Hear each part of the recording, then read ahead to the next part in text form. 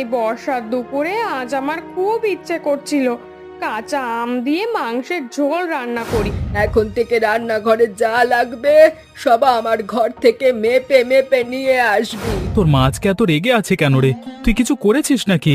এখন তুমি সাহায্য না করলে আমরা কোথায় যাব? তুই আমার চোখের সামনে সম্পত্তির ভাগ চাইছিস বলে আমি কি মরে গেছি নাকি?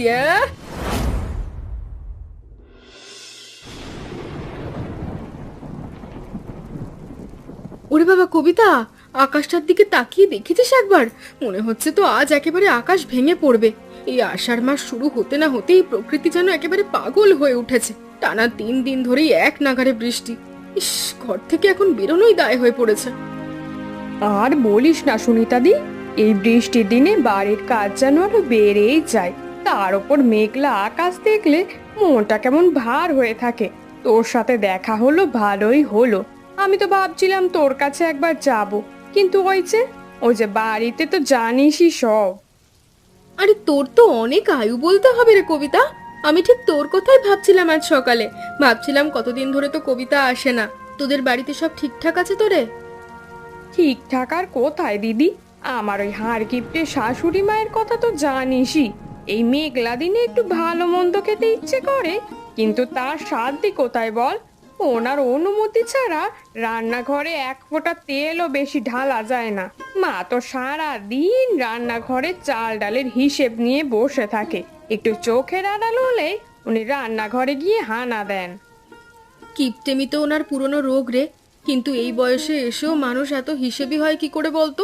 সঞ্চয় করা ভালো, আপদ বিপদে কাজে লাগে, কিন্তু তাই বলে কি নিজের পেটে টান দিয়ে জমানো ঠিক? তোদের তো অভাব নেই রে, সুমনও তো ভালো আয় করে। অভাব নেই ঠিকই দিদি, কিন্তু মনের শান্তি তো নেই। মা তো মনে করেন আমরা সবাই ওনার সম্পত্তির শত্রু। এই বর্ষার দুপুরে আজ আমার খুব ইচ্ছে করছিল কাঁচা আম দিয়ে মাংসের ঝোল রান্না করি, কিন্তু মা বাগান থেকে আম পাড়তে দিলে তো। আর তেলের শিশি তো ওনার ঘরের আলমারিতে তালা বন্ধ থাকে, বোঝো এবার। ছি, এ তো বড় কষ্টের কথা। শোন কবিতা, তোকে এভাবে মন খারাপ করে থাকতে দেখলে কিন্তু আমারও খুব খারাপ লাগে। আমরা তো প্রতিবেশী, তোদের যে কোনো দরকারে আমরা তো আগে আসব। ওনার ব্যবহার যেমনই হোক, তুই কিন্তু ভেঙে পড়িস না। মাঝে মাঝে মনে হয় এই সংসার ছেড়ে কোথাও পালিয়ে যায়। প্রতিবেশী হিসেবে তোরা আছিস বলেই একটু মন খুলে কথা বলতে পারি। মা তো আমাদের সাথে এমন ব্যবহার করেন যেন আমরা ওনার কেনা গোলাম। ওনার স্বভাব তো পুরো গ্রামই জানে রে। তোরা তো পাশাপাশি বাড়ির মানুষ, আমাদের সাথে মিলেমিশে থাকাটাই তো স্বাভাবিক। কিন্তু উনি তো কাউকেই সহ্য করতে পারে না। চলি তবে দিদি, বেশি দেরি করলে মা আবার রান্নাঘরে গিয়ে হানা দেবেন।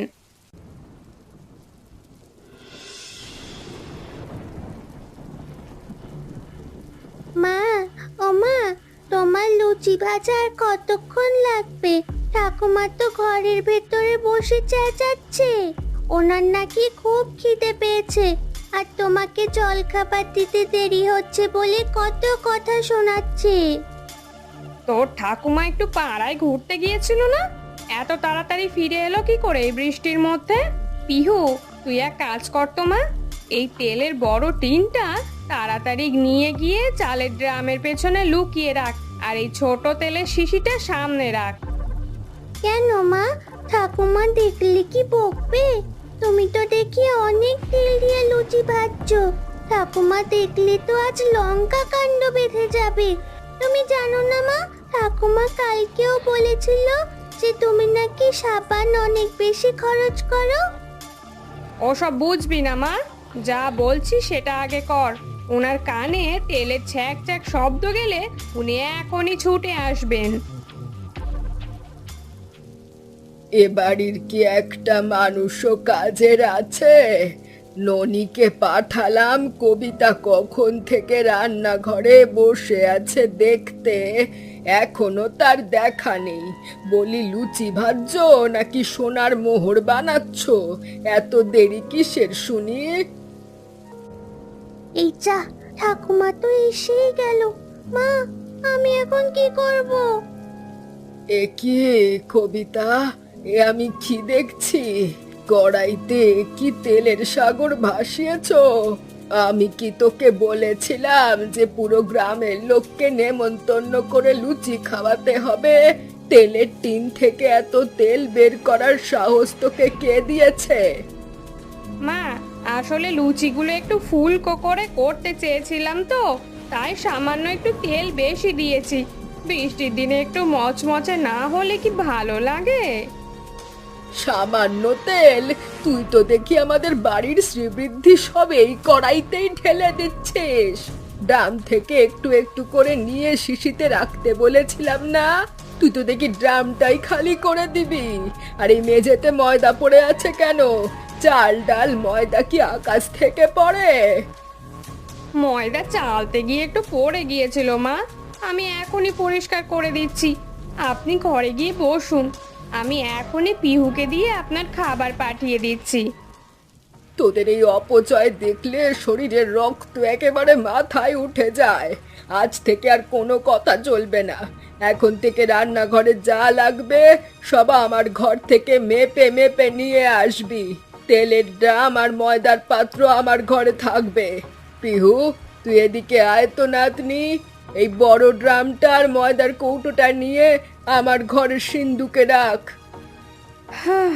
ঠিক আছে মা, আপনি যখন বলবেন তখনই দেব। পিহু, ঠাকুমাকে সাহায্য কর জিনিসগুলো নিয়ে যেতে। কি ব্যাপার কবিতা, টেবিলে আজকে এত নিরামিষ কেন? আর তোমার মুখটাও আজকে এমন হাঁড়িপোনা হয়ে আছে কেন? একা একা বিড়বিড় করছো কেন কবিতা? কিছু হয়েছে নাকি? খেতে বসেছ, চুপচাপ খেয়ে নাও তো। আমার মাথায় কত চিন্তা থাকে তোমরা কেউ বোঝো না। খাওয়ার সময় অন্তত আমার মাথা খেও না তোমরা। ওরে বাবা, আমি আবার কি করলাম? আমি তো কেবল তরকারির কথা জিজ্ঞেস করলাম। পিহু, তোর মা আজকে এত রেগে আছে কেন রে? তুই কিছু করেছিস নাকি? আমি কিছু করিনি বাবা। ঠাকুমা আজ রান্নাঘরে গিয়ে মাকে অনেক বকা দিয়েছে। ওই যে মা একটু বেশি তেল দিয়ে লুচি ভেজেছিল তো, তাই ঠাকুমা এসে তেলের ড্রাম নিজের ঘরে নিয়ে তালা দিয়ে দিয়েছে। এখন নাকি প্রতিদিন রান্নার তেল ঠাকুমার হাত থেকেই মেপে আনতে হবে। উফ, মা আর পারলো না। বৃদ্ধ বয়সে মানুষের একটু ধর্মকর্মে মন দেওয়া উচিত। আর মা সারা দিন চাল ডাল আর তেলের হিসেব নিয়ে পড়ে আছে। কবিতা, তুমি কিছু মনে করো না। মার তো স্বভাব তুমি জানোই, তাই না? স্বভাব নয় গো, স্বভাব নয়। এ হচ্ছে এক ধরনের অসুখ। তোমার মা এই কিপটেমিতে সারা দুনিয়ায় প্রথম হবেন।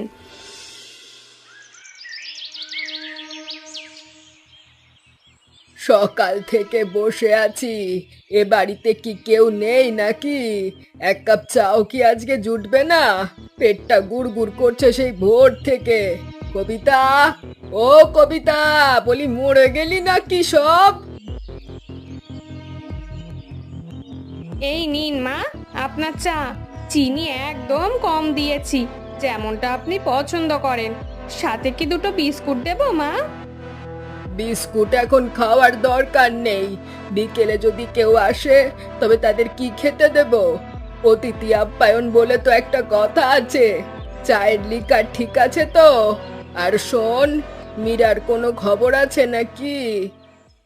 দিদি ভাইয়ের কথা বলতে বলতে দিদি ভাই তো হাজির। ওই দেখুন, গেট দিয়ে ঢুকছে, হাতে অনেক বড় একটা ব্যাগ। এ কি, মীরা এখানে? এই অসময়ে, তাও আবার এত বড় ব্যাগ নিয়ে? কি ব্যাপার রে মীরা? জামাই আসেনি তোর সাথে? বড্ড তোমার কথা মনে পড়ছিল মা, তাই না জানিয়ে চলে এলাম। বৃষ্টির দিনে একা বাড়িতে মন ঠিক ছিল না। সুমনদার কাছেও অনেকদিন আসা হয়নি, তাই ভাবলাম কয়েকদিন থেকে যাই। কবিতা বৌদি, পিহু কোথায়? এসছিস ভালো কথা, কিন্তু এত বড় ব্যাগ কেন? কতদিনের জন্য এসেছিস? আর সুমনকে তো একবার জানাতে পারতিস। জামাইকে একা রেখে চলে এলি? ও মা, নিজের বাবার বাড়িতে আসবো, তার জন্য আবার অনুমতি নিতে হবে নাকি? আর ব্যাগ বড় হওয়ার কারণ আছে মা, পরে বলছি। মা, খুব খিদে পেয়েছে। বৌদি, আজ দুপুরে কি রান্না করেছো? দুপুরে আর কি হবে? ওই ডাল আর সবজি। আমি তো কবিতাকে মেপে চাল দিয়েছি। এখন তুই এলি, তোর খাবার চাল কোথা থেকে আসবে শুনি? এই কবিতা, চাল ধুয়ে ফেলেছিস? হ্যাঁ মা, চাল তো ভেজানো হয়ে গিয়েছে। এখন দিদিভাই যেহেতু এসেছে, আপনি না হয় চালের ড্রামটা একবার খুলে দিন, একটু বেশি করে রান্না করি আজ। না না, একদমই না। যা দিয়েছি তাতেই রান্না হবে। ওই ভাতেই সবাই একটু একটু করে ভাগ করে খেলে হবে। মীরা তো আর বাইরের কেউ নয়, একটু কম খেলে ওর শরীর খারাপ হবে না। উফ, নিজের মেয়ের উপরেও এত কৃপণতা! এই বাড়ির এবার একটা উচিত শিক্ষা দিতেই হবে, না হলে মান সম্মান সব ধুলোয় মিশে যাবে এই বুড়ি চোন। থাক বৌদি, তুমি কষ্ট করো না। আমি না হয় মার ভাগের ভাত থেকে একটু ভাগ বসাবো। মা তো আমাদের জন্য সব আগলে রেখেছেন, একটু আধটু ত্যাগে ওনার কিছু হবে না। খবরদার মীরা, আমার খাবারে নজর দিবি না। যা দিয়েছি তাই খা, আর না হলে নিজের খাবার নিজে কিনে নে। আমার সংসারে অপচয় আমি বরদাস্ত করব না।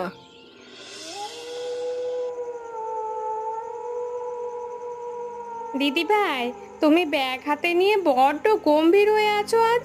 মা তো যা বলার বলেইছে। তুমি কি কিছু নিয়ে দুশ্চিন্তা করছো? কোনো সমস্যা হয়েছে কি তোমার শ্বশুর বাড়িতে? কি বলবো বৌদি, তোমাকে বিশ্বাস করা যায় বলেই বলছি। আসলে তোমার জামাই একটা নতুন ব্যবসা শুরু করেছে। শুরুতে ভালোই লাভ হচ্ছিল, কিন্তু হঠাৎ বাজারে মন্দা আসায় মূলধনের অভাবে ব্যবসাটা একদম বন্ধ হয়ে গিয়েছে। আমাদের অনেক টাকার দরকার এখন। ও মা, এ তো বড় বিপদের কথা। সুমনকে বলেছো কিছু? ও হয়তো কিছু সাহায্য করতে পারবে। সুমনদা তো নিজের সংসার চালাতেই হিমশিম খায় বৌদি। আমি আসলে মার কাছে চাইছিলাম, বাবার করার সম্পত্তির একটা অংশ তো আমার পাওনা আছে। মা যদি ওই পেছনের জমিটা আমাকে দিয়ে দিতেন, তবে সেটা বিক্রি করে আমরা ব্যবসাটা দাঁড় করাতে পারতাম। তুমি মার কাছে জমি চেয়েছো? তুমি কি জানো না মা কতটা সম্পত্তি আগলে রাখা মানুষ? উনি বেঁচে থাকতে 1 ইঞ্চি জমিও কাউকে দেবেন না। ওনার কাছে টাকা মানেই জীবন। বলবো বৌদি, আজ রাতেই বলবো। নিজের পাওনা চাইতে দোষ কি? বাবা তো আমাদের দুজনের জন্যই সম্পত্তি রেখে গিয়েছেন, মা তো শুধু সেটার পাহারাদার। কিসের পাওনা? কিসের জমি? মীরা, তোর তো সাহস কম নয়। তুই আমার চোখের সামনে সম্পত্তির ভাগ চাইছিস? বলি আমি কি মরে গেছি নাকি? তোরা শকুনের মতো ভাগ বসাতে এসেছিস? মা, আমি তোমার ভালোই চাইছি। তোমার জামাই বিপদে পড়েছে, এখন তুমি সাহায্য না করলে আমরা কোথায় যাব? ওই জমিটা তো পড়েই আছে। পড়েই থাকুক, ও আমি বেঁচে থাকতে ওই জমির ওপর কারোর ছায়া পড়তে দেব না। তুই টাকা চাইলে সুমনকে বল, আর না হলে জামাইকে খাটতে বল। মা শান্ত হও, মীরা বিপদে পড়েছে বলেই বলছে। তুমি না হয় একটু ভেবে দেখো, ওর অংশটা তো প্রাপ্য। আপনি সুমনকেও চুপ থাকতে বলেছেন মা। এখন দিদি ভাইকে সাহায্য করা কি আপনার কর্তব্য নয়? আপনি কি এই টাকা পয়সা সব সাথে করে নিয়ে যাবেন? চুপ কর কবিতা, বড় বড় কথা শিখিয়েছিস সুমনকে। শোন মীরা, এই বাড়ির একটা কানা করিও তুই পাবি না আমি বেঁচে থাকতে। তোরা কি আমার মৃত্যুর অপেক্ষা করছিস নাকি? ছি ছি ছি ছি ছি, এমন কুলাঙ্গার সন্তান কারোর হয়? ছি, খাবার সময় এই ঝগড়া আমার আর ভালো লাগে না।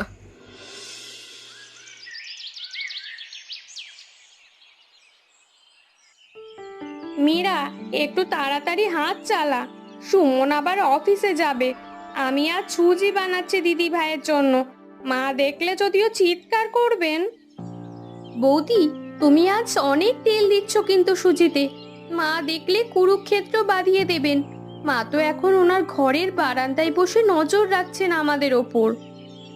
রাখুক নজর। আজ সুমনের বন্ধু রোহন আর তার স্ত্রী আসবে বলেছে। ওদের সামনে তো আর আলু সেদ্ধ দেওয়া যায় না। মা কিপটেমি করুক, আমি আমার অতিথিদের সেবা করবই। কবিতা, ও কবিতা, বাড়িতে আছিস নাকি রে? আমি এসে পড়লাম। আরে সুনিতা দি, এসো এসো। মীরার সাথে পরিচয় করিয়ে দিই। ও দিদি, এত আনন্দ কিসের আজ? তোমার মুখ তো উজ্জ্বল দেখাচ্ছে। আনন্দ হবে না কেন, আজ আমার ছোট ছেলের অন্নপ্রাশন। বৃষ্টি থেমেছে বলে আয়োজনটা আজই করছি। ছোটখাটো অনুষ্ঠান, তবে আমি ঠিক করেছি আজ কাঁচা আম দিয়ে সুস্বাদু মাংসের ঝোল রান্না করব। তোদের সবার নিমন্ত্রণ রইল দুপুরে। বাহ, এ তো দারুণ খবর। কিন্তু দিদি, আমাদের বাড়িতে মা তো এসব প্রতিবেশীর হাতের রান্না খেতেই চান না। উনি বলেন বাইরের খাওয়া মানেই নাকি খরচ আর অসুখ।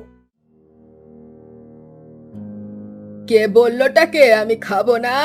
সুনিতা মা, কি বলছো তুমি? নিমন্ত্রণ করতে এসেছো? হ্যাঁ কাকিমা, আজ আমার ছেলের মুখে ভাত, কাঁচা আম দিয়ে মাংসের ঝোল বানাচ্ছি। আপনাদের সবাইকে কিন্তু আসতে হবে। রোহান আর প্রিয়াও ওখানে আসবে। মা, আপনি কি যাবেন? কাল দিদি ভাইয়ের সাথে তো আপনার অনেক কথা কাটাকাটি হলো।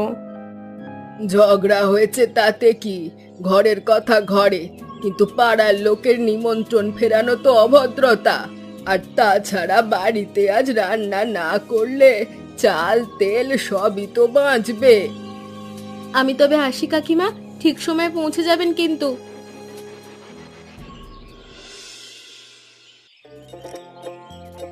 হৈশ্বরী কাকিমা, আপনার জন্য বেশি করে মাংসের ঝোল দিচ্ছি। আপনার তো কাঁচা আম খুব প্রিয়। দাও দাও মা, বাড়িতে তো আর এসব জোটে না।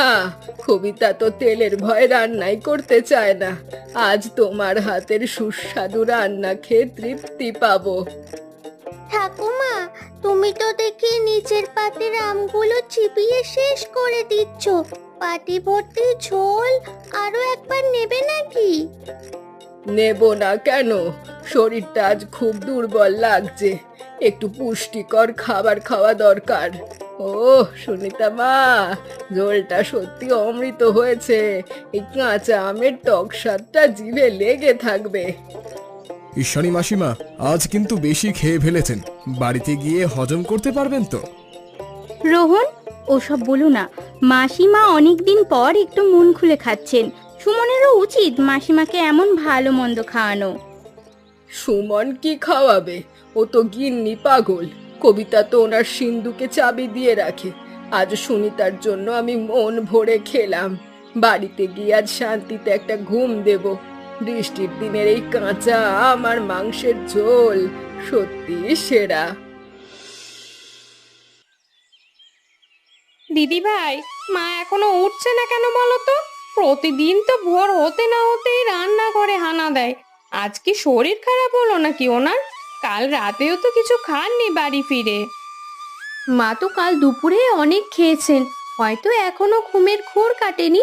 চলো একবার ঘরে গিয়ে দেখি। মা, ও মা, মা ওঠো এবার, অনেক বেলা হয়ে গেছে যে। মা, এ কি মার শরীর এরকম ঠান্ডা হয়ে আছে কেন? ও মা, মা কথা বলছেন না কেন? দিদি ভাই, সুমন, তাড়াতাড়ি এসো। মা কোনো সাড়া দিচ্ছে না কেন? কি হয়েছে কবিতা? চিৎকার করছো কেন? মার কি হয়েছে?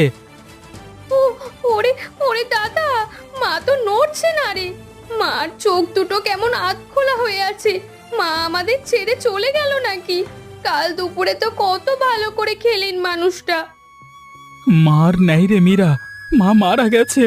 কিন্তু এইভাবে হঠাৎ করে হার্ট অ্যাটাক হলো নাকি অন্য কিছু? শরীরটা এমন নীলচে দেখাচ্ছে কেন?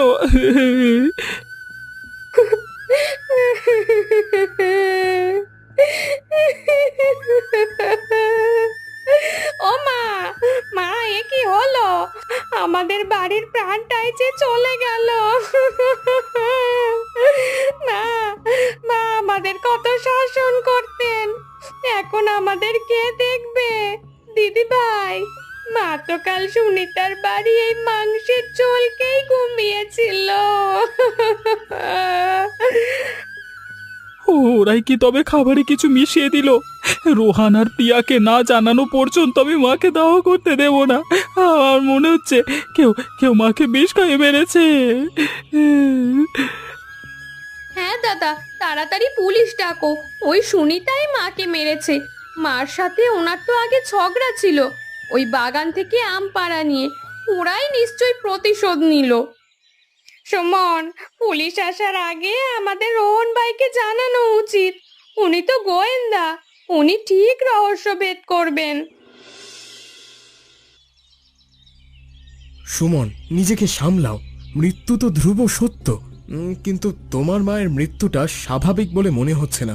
এই প্রিয়া, তুমি একবার রান্নাঘরের ডাস্টবিন আর মাসিমার ব্যবহার করা গ্লাসগুলো চেক করো তো। রোহান, মাসিমার ঘরে একটা কাঁচের গ্লাস পাওয়া গিয়েছে যাতে সামান্য দুধের অবশিষ্টাংশ রয়েছে। সুমন মাসিমা কি রাতে দুধ খেতেন? হ্যাঁ প্রিয়া, মার তো অভ্যেস ছিল রাতে শোবার আগে এক গ্লাস গরম দুধ খাওয়ার। কালকে রাতেও হয়তো খেয়েছিলেন। কবিতা, তুমি কি কালকে রাতে দুধ দিয়েছিলে মাকে? না তো সুমন, মা তো সুনিতার বাড়ি থেকে খেয়ে এসেই বললেন ওনার পেট ভরে গেছে। আমি ভেবেছিলাম উনি দুধ খাবেন না, তাই আমি আর দিতে চাইনি। তবে গ্লাসে দুধ এলো কোত্থেকে?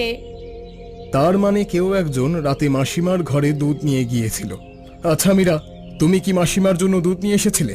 কারণ সম্পত্তির ভাগ নিয়ে মাসিমার সাথে তোমারই সবচেয়ে বেশি ঝামেলা চলছিল। এ কি বলছো রোহন ভাই? আমি কেন মাকে মারবো? আমি সম্পত্তির ভাগ চেয়েছি ঠিকই, কিন্তু মা তো আমার নিজের মা।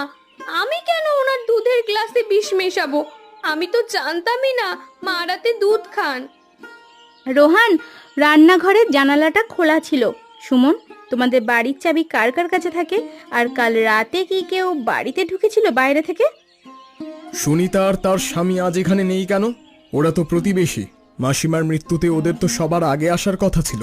এই প্রিয়া, তুমি একবার সুনিতাদের বাড়িতে যাও তো। ভাইয়া, আমি একটা কথা বলি। মা খুব কিপটে ছিলেন। উনি নিজের সিন্দুকের চাবি সব সময় আঁচলে বেঁধে রাখতেন, অথচ দেখুন সিন্দুকটা এখন খোলা। ভেতর থেকে কিছু সোনা আর দলিলও গায়েব হয়ে গিয়েছে বলে মনে হচ্ছে। তার মানে এটা শুধু সম্পত্তি নিয়ে খুন হতে পারে না, এর পেছনে গভীর কোনো ষড়যন্ত্র আছে।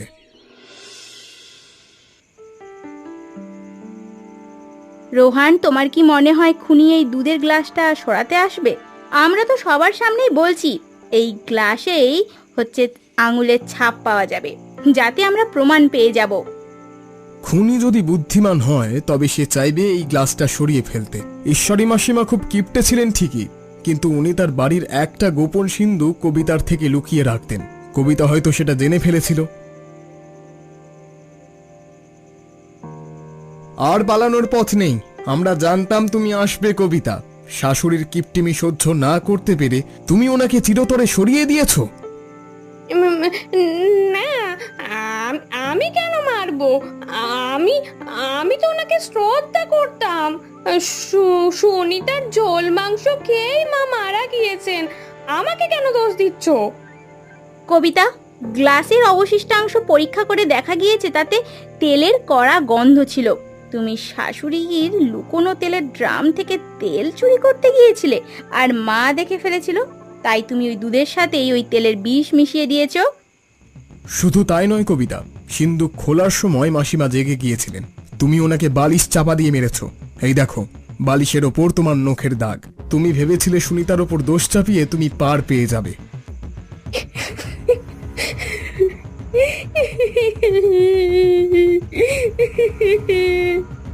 আমি আমি করেছি সব।